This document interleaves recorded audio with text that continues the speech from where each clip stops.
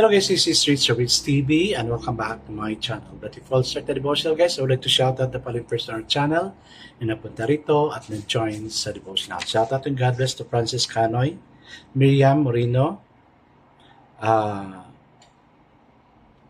Marie Del Cababasada, Bia Hampit, Shayna Berbo, Gretchen Marie, Mary Princess Cosi, Jillian Bogo, Retro Blog, Faith Gloria, Mary Joy Romero, Rian Bersaga, Johnny Abiden, Daryl P.S., Kitchen Marie, Ben Lawrence Chonco, Nathaniel Abilia, Albert Abilianosa, John Leon Salana, James Taryao, Francis Canoy, Mark Anthony Pamisa, Eliza Miharis, Jerry Abok, Juliana Istopel, Jolica Portugana, Hart Ponsalan, Connie Blag, Jans TV, Michael Aburita, SSC TV of Korea, Princean Dog, Ket Las Marias, Johnny Abiden, Daryl P.S., Kirby Baliser, Christian Lagasa, Clarice Hilado, Fiona Matadling, Shane Pindon, Claire Lamis, Dayan Magsayo, Kimberly Rimando, Ria Bidad, Jonalyn Melgar, Ashley Torimutsa, Rizal Solis, and Mystified.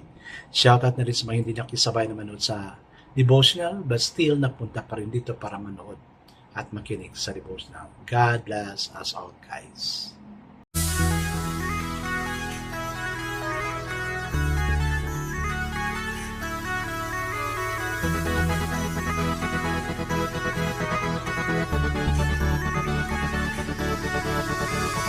TV, when you heard it, number one is on the top. Good advice is they'll never stop. TV, when you heard it, number one is on the top. Good advice is they'll never stop. So, how did you celebrate your Valentine's Day yesterday? Sana nag-enjoy tayo lahat, no? Shout out pala, no? God bless and happy birthday to my brother, Pupoy Bilya, no? And of course to my sister na wala na, nasa heaven na, no? Happy birthday to my sister Yasmin and brother Pupoy, no? Though to my sister, though she's not with us anymore, but still we miss you. Now you're forever in our hearts. Alright guys, let's now proceed to our devotional. Let's open our Bible to Ecclesiastes chapter 2 verses 12 to 17.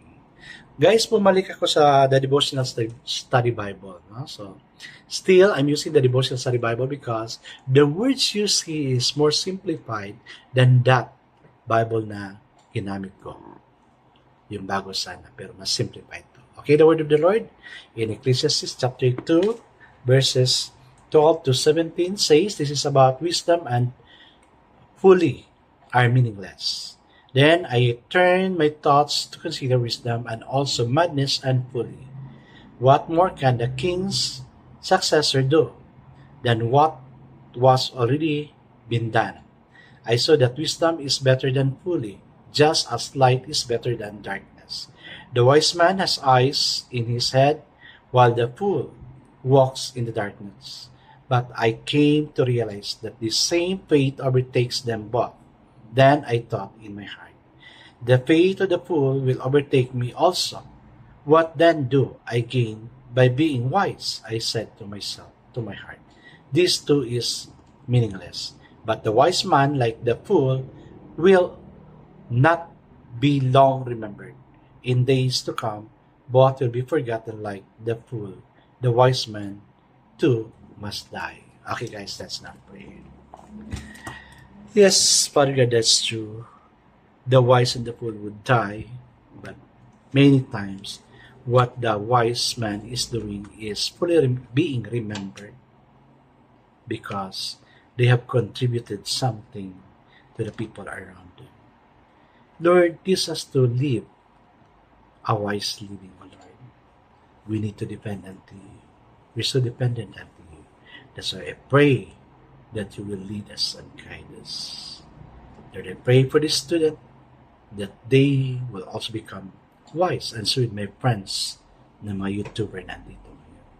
Thank you, God, na you're not hindering us to become wise, but like King Solomon, you're giving us wisdom, knowledge, and understanding to evaluate life situation. Amen and amen.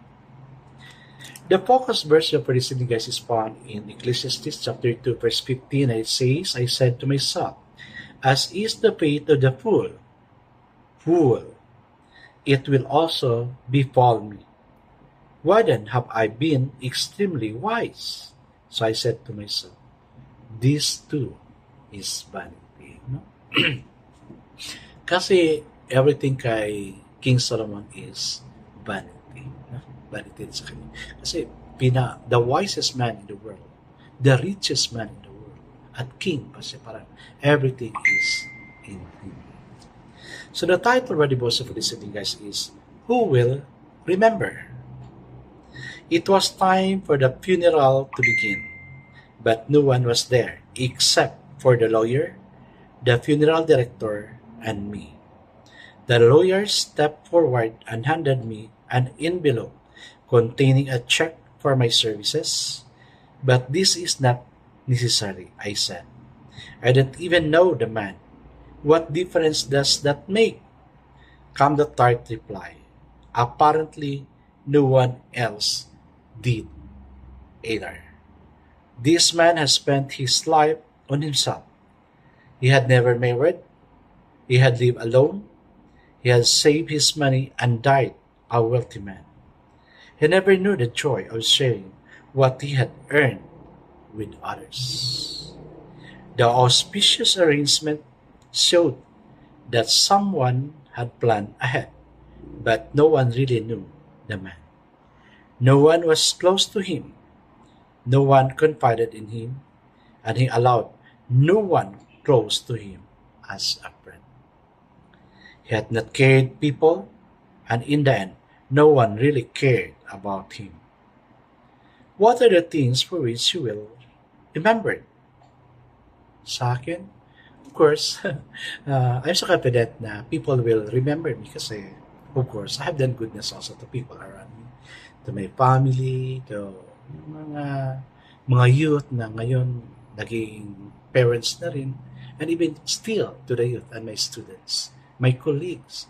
I know I have planted good, not only good, but I really leave a legacy for those people. Even dito sa YouTube, this is the legacy na may iwan ko sa inyo. So sinabi ko na, pag mawala na yung devotional ni Rich TV, wala na rin ako niyan. But as much possible, I'm recording a lot of devotional para may matinan pa yung tao. Sabi ko nga sa brother ko, if I'll die, I want you to play all my devotional. Open my YouTube channel and play everything during my funeral.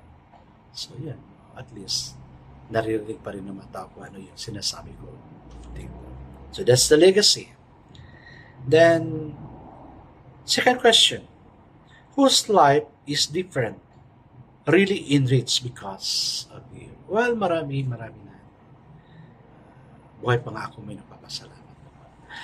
Kuya, thank you. I become a pastor because of you. Sir, thank you. I become a doctor, a lawyer because of you. So, yun yung mga legacy na naiiwan ko. Kayo, sa mga parents kong YouTuber, anong legacy ang maiiwan natin sa mga young people? Sa may estudyante ko naman, anong legacy ang gagawin mo para maiwan mo sa mga loved ones? Sana may legacy tayong maiwan sa kanila. A legacy na hindi talaga makakalimutan. I guess let's now pray.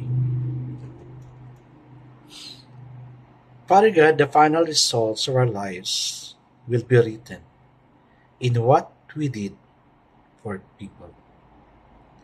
Teach us to do good as we continue to do the legacy na maiwan namin dito sa lupa. Amen. Amen. Yes, guys, who will remember you if you're now in heaven? God bless us always because I know God shall bless us 10 times better. This is again Rich TV. Kita-kita tayo muli at hanggang sa muli. Paalam!